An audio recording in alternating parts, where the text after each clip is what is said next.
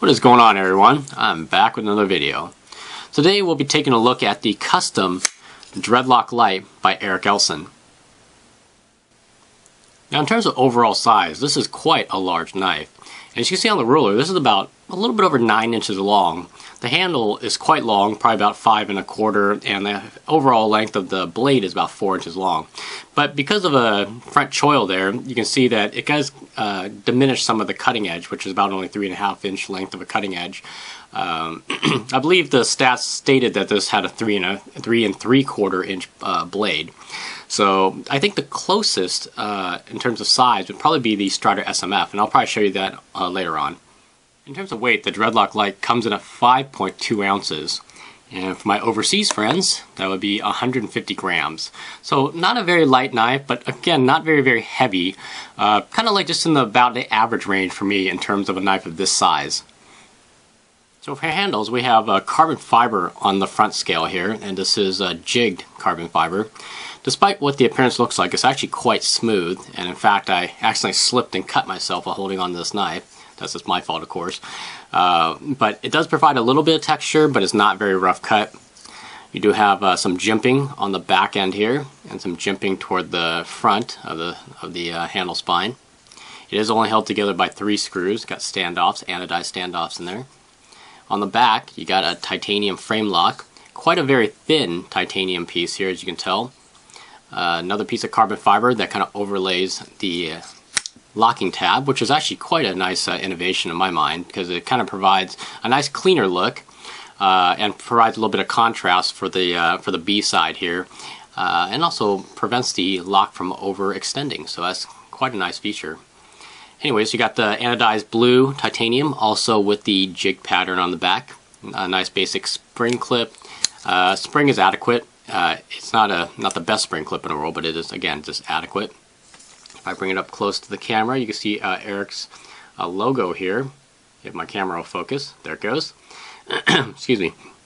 See a nice texture pattern on the back.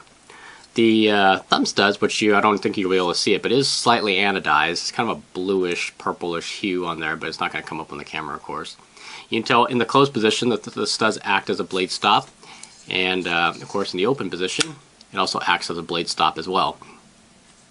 And now we get to the blade here. Very beautiful blade. You see Eric Elson's maker's mark on the blade. High polished damasteel. Very beautiful etchings on the blade. I really like this a lot, and I'm so glad I found this knife. The one thing about this knife that kind of bothered me is, like, if you look inside, you see there's 2 washers. But the weird thing about these washers is it's not Teflon and it's not phosphor bronze. So I have no clue what it is. I actually should have taken a magnet to it and see if it stuck, but it's some kind of metal, but it does not provide any kind of fluid movement whatsoever. When I first got this knife, it would not really open very well. It just kind of stuck.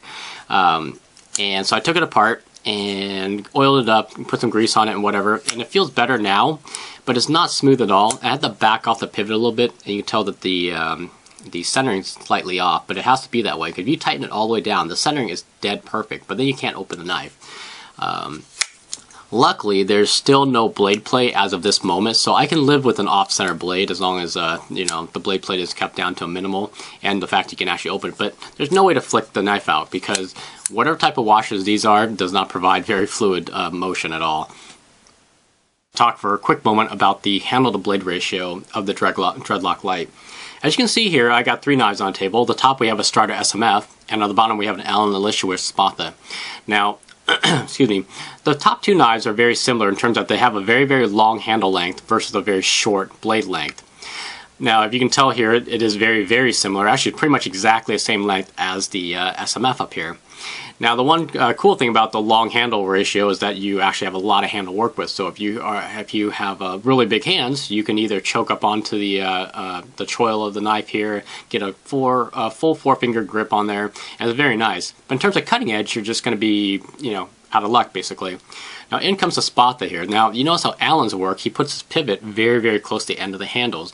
And in fact, if you look at all 3 of these knives together, which they're more or less synced up toward the end here, the Spatha actually looks shorter than the other 2 knives, but it actually has the longest blade length, because if I move this up to where the pivots match up here, you notice how instantly the blade is just a tiny bit longer.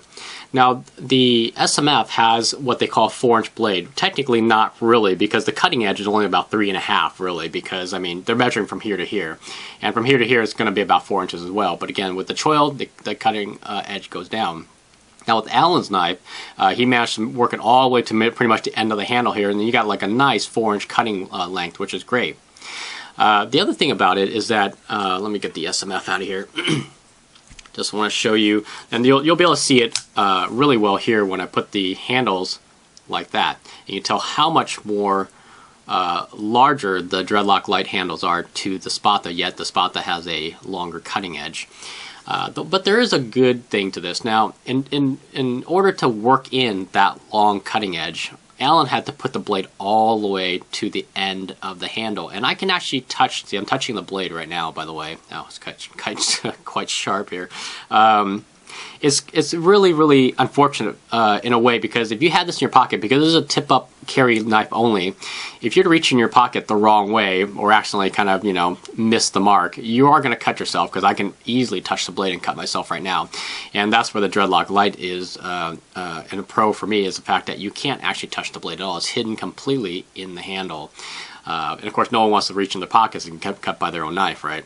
So, anyways, just thought I'd share that. Like I said, it does have a really weak handle to blade ratio, but it's not so bad where, you know, you're going to be able to touch the blade at the end of the handle.